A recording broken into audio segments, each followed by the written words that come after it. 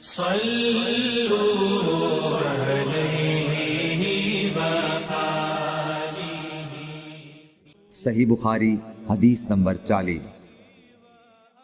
رسول اللہ صلی اللہ علیہ وسلم جب مدینہ تشریف لائے تو پہلے اپنی نانہال اترے جو انصار تھے، اور وہاں آپ نے 16 یا 17 ماہ بیت المقدس کی طرف منہ کر کے نماز پڑھی، اور آپ کی خواہش تھی کہ آپ کا قبلہ بیت اللہ کی طرف ہو۔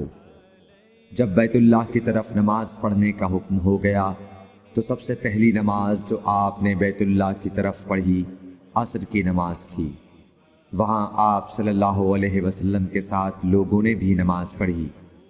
پھر آپ کے ساتھ نماز پڑھنے والوں سے ایک آدمی نکلا اور اس کا مسجد بنی حارثہ کی طرف گزر ہوا تو وہ لوگ رکوع میں تھے۔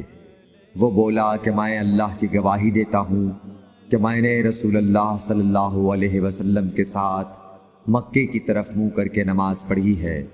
یہ سن کر وہ لوگ اسی حال میں بیت اللہ کی طرف گھوم گئے، اور جب رسول اللہ صلی اللہ علیہ وسلم بیت المقدس کی طرف منہ کر کے نماز پڑھا کرتے تھے، یہودی اور عیسائی خوش ہوتے تھے، مگر جب آپ نے بیت اللہ کی طرف منہ پھیر لیا تو انہیں یہ امر ناگوار ہوا۔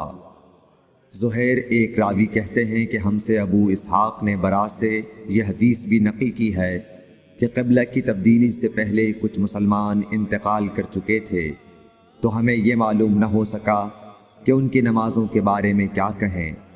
تب اللہ نے یہ آیت نازل کی، وَمَا كَانَ اللَّهُ لِيُضِيعَ إِيمَانَكُمْ، سورہ بقرہ آیت نمبر 143۔